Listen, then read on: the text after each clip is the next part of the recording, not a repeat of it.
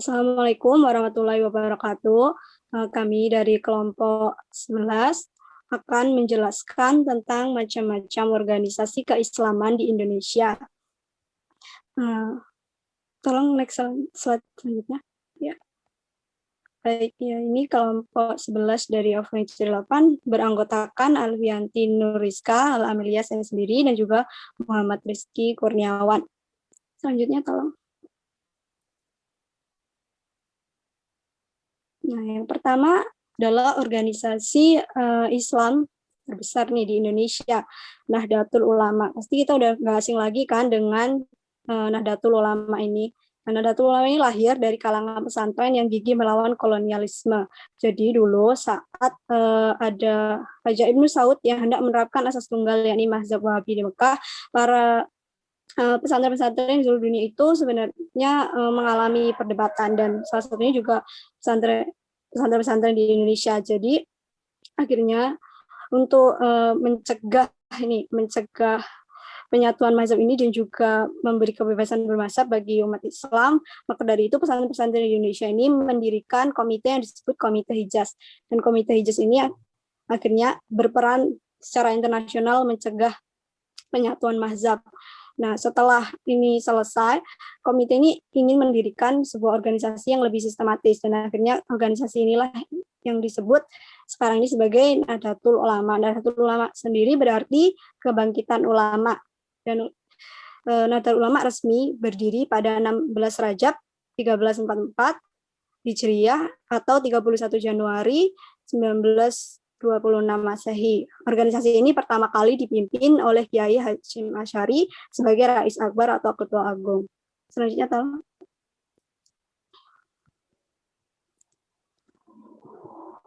Ya, Nahdlatul Ulama ini menganut suatu ajaran atau gerakannya itu disebut aswaja. Apa itu aswaja? Aswaja adalah ahlus sunnah wal jamaah, yang artinya adalah pola pikir yang mengambil jalan tengah antara ekstrim akli atau ekstrim rasionalis dan juga kaum ekstrim nakli yang tekstualis. Jadi mengambil jalur tengah di antara berpegang teguh pada dalil Al-Quran dan As-Sunnah, tetapi juga menggunakan kemampuan ditambah realitas empirik secara lebih spesifiknya. Nah, ini acaranya itu seperti ini ya. Pertama, sambil mengamalkan ajaran yang secara eksplisit tercantum dalam Al-Quran dan hadis, Nahdlatul Ulama ini juga mengizinkan untuk melakukan hal-hal yang tidak ada di dalam hadis, contohnya seperti tahlilan, istighosah, dan lain sebagainya. Yang kedua, ini karena seperti yang tadi kan sudah diketahui bahwasanya Nahdlatul Ulama ini berdiri dari para orang-orang pesantren yang mencegah penyatuan mazhab, tentunya mazhab ini menjadi satu hal yang penting di acaranya Nahdlatul Ulama. Jadi Nahdlatul Ulama khususnya itu mengikuti imam-imam mazhab yang 4 itu ya, yang terkenal, terutama mazhab Syafi'i dan para pengikutnya.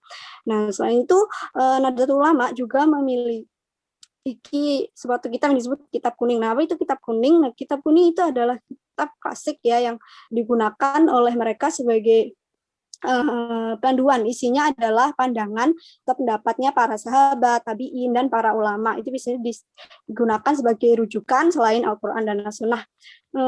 Nahdlatul Ulama juga meyakini bahwasanya ada berkah yang bisa diambil dari orang-orang sahih yang sudah meninggal. Jadi itu sebabnya orang Nahdlatul Ulama biasanya mengadakan seperti yang namanya ziarah, dan seperti itu ya ke makam wali. Nah, seperti itu alasannya karena mereka meyakini bahwasanya ada berkah yang bisa diambil dari orang-orang yang sudah meninggal, orang-orang salih yang meninggal. Nah, karena ini yang mendirikan juga awal mulanya adalah pesantren, maka pesantren adalah pusatnya nih, atau istilahnya gerakan utamanya itu adalah pesantren tradisional, terutama itu pengasuh kiai itu dijadikan panutan utama selain of course Nabi Muhammad SAW. Jadi basis penyebarannya itu diutamakan di daerah-daerah pesantren. Tolong selanjutnya.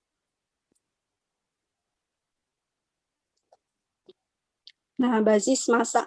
Nah, ini populasi pengikut Nahdlatul Ulama di Indonesia berjumlah 40 juta jiwa, yang artinya banyak sekali ya. Ini yang mayoritas mungkin ya. Ini mayoritas dari Indonesia, umat Islam di Indonesia itu mengikuti organisasi ini, Nahdlatul Ulama. Nah, Nahdlatul Ulama ini kebanyakan berada di Pulau Jawa, Kalimantan, Sulawesi, dan Sumatera. Nah, ini beragam profesinya, kebanyakan adalah masyarakat menengah ke bawah. Soalnya Nahdlatul Ulama ini kan yang sangat mentoleransi tradisi ya.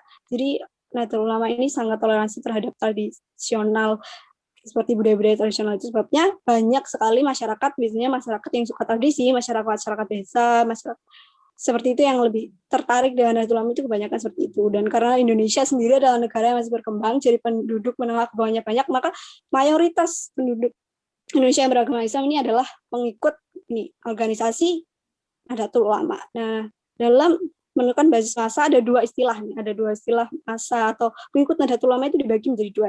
Yang pertama adalah masa jamiah dan yang kedua adalah masa jamaah. Masa jamiah ini adalah yang pengikutnya Nahdlatul Ulama yang secara resmi ya, jadi secara tertulis secara resmi adalah tercatat bahwasanya mereka adalah pengikut organisasi Nahdlatul Ulama. Sementara yang satunya yang itu namanya masa jamaah adalah yang mungkin tidak secara resmi, tidak punya surat tentang bahwasanya mereka mengikut organisasi, namun mereka mengamalkan gerakan atau ajaran dari organisasi meskipun tidak secara resmi.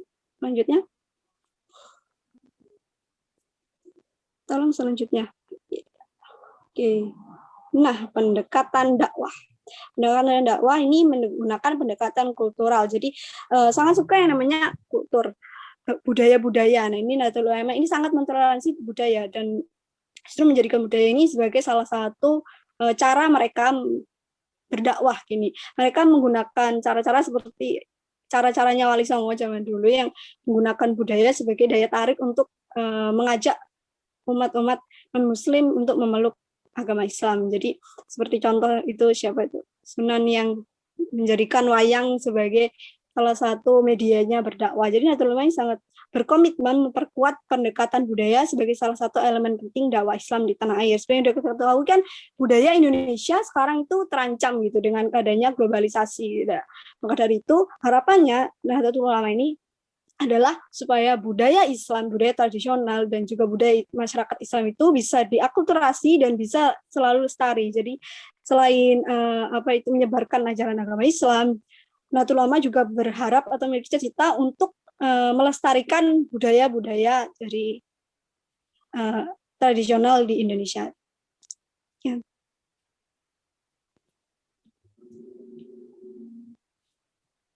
Ya, sudah segitu. Oke, selanjutnya ini ada Muhammadiyah akan dijelaskan oleh teman saya. Terima kasih. Yang kedua ada organisasi Muhammadiyah. Tanggal 18 November 1912 Masehi merupakan momentum paling penting dalam lahirnya Muhammadiyah. Kelahiran Muhammadiyah merupakan awal dari sebuah gerakan Islam modernis yang melakukan perintisan pemurnian akidah atau purifikasi sekaligus pembaruan Islam di Indonesia. Kata Muhammadiyah secara bahasa berarti pengikut Nabi Muhammad SAW. Penggunaan kata Muhammadiyah dimaksudkan untuk menisbahkan pengikut Muhammadiyah dengan ajaran perjuangan Nabi Muhammad SAW. Gerakan Kiai Haji Ahmad Dahlan alias Muhammad Darwis ini dipengaruhi oleh pemikiran-pemikiran para pembaru Islam seperti Ibnu Taimiyah, Muhammad bin Abdul Wahab, Jamaluddin Al-Afghani, Muhammad Abduh, dan Rashid Ridho.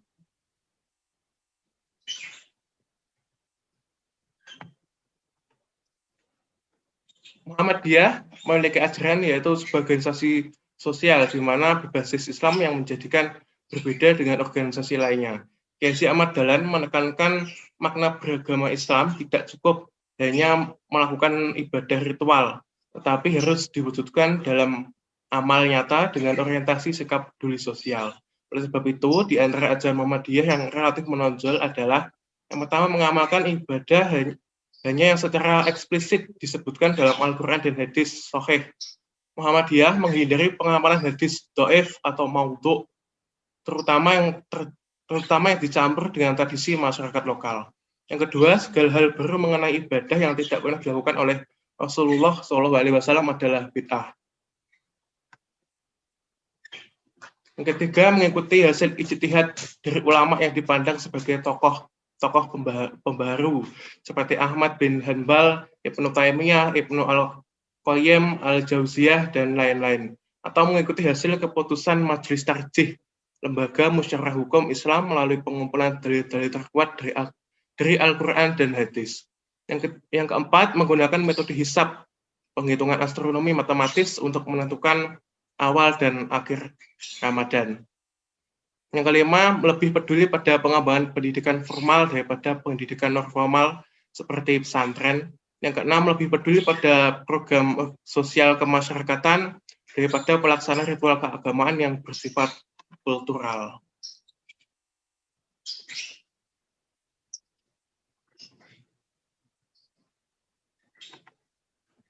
Basis massa dari organisasi Muhammadiyah adalah lebih dari 25 juta muslim di Indonesia adalah pengikut Muhammadiyah.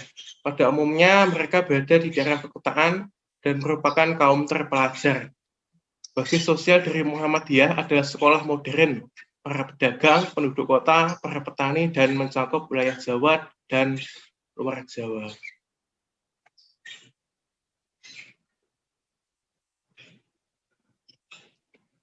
Untuk pendekatan dari organisasi Muhammadiyah adalah memfokuskan dakwahnya pada pendidikan dan pelayanan kesehatan. Di samping itu, dakwah Muhammadiyah bertumbuh pada 3 prinsip, yaitu tabsyir, menyenangkan, islah, memperbaiki, dan tajdid atau memperbarui. Prinsip tabsyir adalah upaya Muhammadiyah untuk mendekati dan merangkul setiap potensi umat Islam atau umat ijabah dan umat non-muslim atau umat dakwah untuk bergabung dalam naungan petunjuk Islam dengan cara-cara yang bijaksana, pengajaran dan bimbingan yang baik, dan mujadalah atau diskusi dan debat.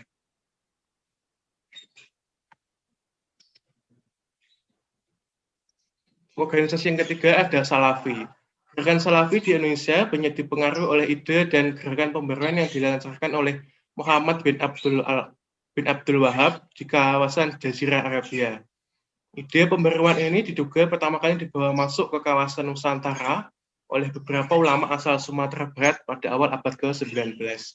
Corak Salafi yang paling asli adalah dakwah Muhammad bin Abdul Wahab yang dibawa oleh para ulama di Sumatera Barat pada awal abad ke-19, yaitu kaum Padri, yaitu salah satu tokoh utama adalah Tuanku Imam Bonjol. Inilah Salafi pertama di Indonesia. Gerakan Padri berlangsung dalam kurun waktu 1803 sampai sekitar 1832. Sementara pendapat lain mengatakan bahwa gerakan ini sebenarnya telah mulai muncul bibitnya pada masa Sultan Aceh atau Sultan Iskandar Muda, yaitu pada tahun 1603 sampai 1637.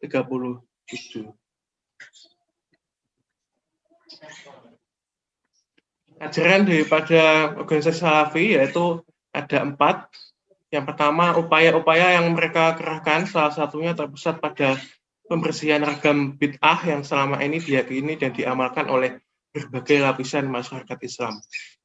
Ajaran ini disebut dengan hajar mubtadi, yaitu isolasi terhadap pelaku bid'ah. Mereka memandang keterlibatan dalam semua proses politik praktis seperti pemilihan umum sebagai sebuah bid'ah dan penyimpangan. Mereka cenderung kooperatif dalam menyikapi gerakan-gerakan Islam yang ada dalam bingkai nata'awan fi ma ittafaqna alaih wa natanasyah fi ma iktalafna fi.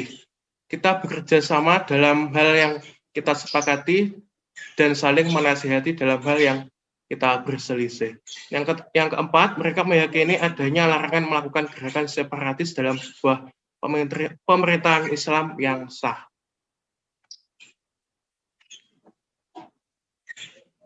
Basis massa organisasi Salafi di Indonesia masih sangat sedikit bila dibandingkan pengikut daripada Nahdlatul Ulama dan Muhammadiyah. Pada umumnya pengikut Salafi adalah alumni pesantren atau majelis taklim yang diasuh oleh para ustadz tamatan sekolah di Timur Tengah seperti Saudi Arabia, Yaman, atau tamatan lembaga Timur Tengah yang ada di Indonesia seperti Libya, Lembaga Ilmu Pengetahuan Islam dan Arab di Jakarta. Untuk pendekatan dakwah dari pengikut Salafi adalah untuk mengurus agama, untuk urusan agama tidak ada istilah kompromi, yaitu tidak ada istilah tawar-menawar. Apa yang dipandang tidak benar menurut dalil Al-Quran dan Sunnah secara tegas ditolak oleh para pengikut Salafi. Sedangkan apa yang dianggap benar akan disampaikan walaupun pahit. Pandangan seperti itulah yang tampaknya membawa Salafi ke kancah perdebatan dengan gerakan lain, baik dalam rangka mempertahankan keyakinan keagamaannya maupun menunjukkan bahwa keyakinan agama yang dianut lawan dalam berdebat mereka dianggap salah.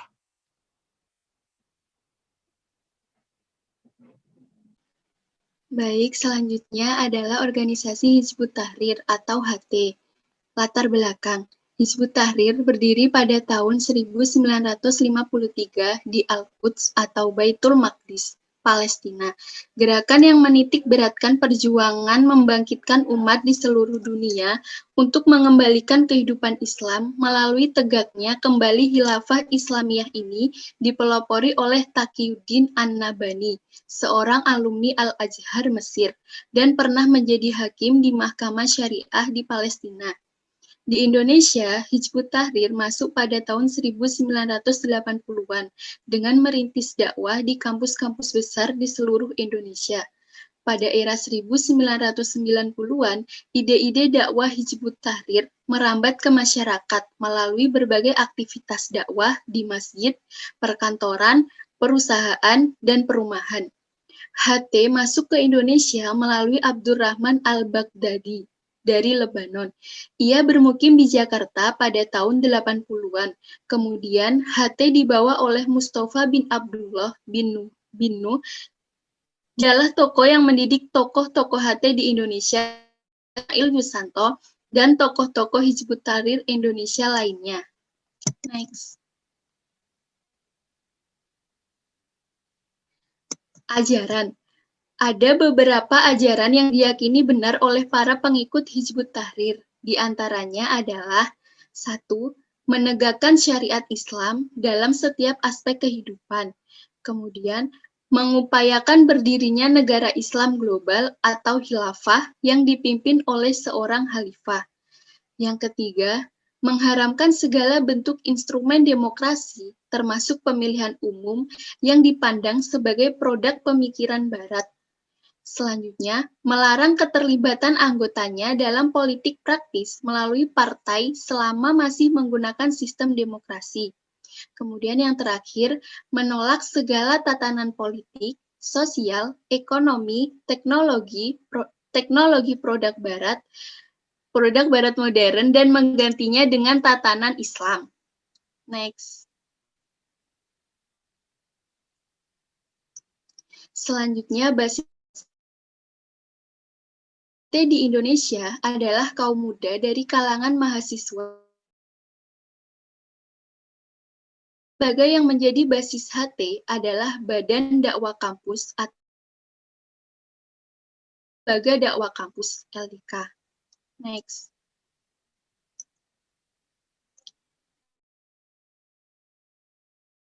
Pendekatan yang ditempuh HT dalam berdakwah adalah pendekatan demonstratif publikatif.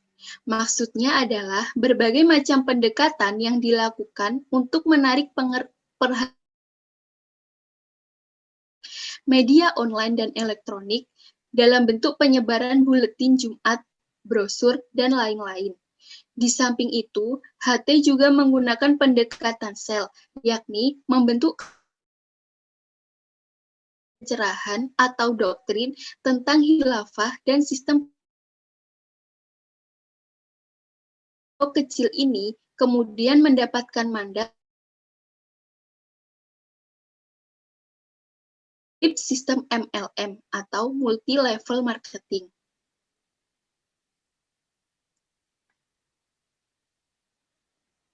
Baik, sekian yang bisa kami sampaikan.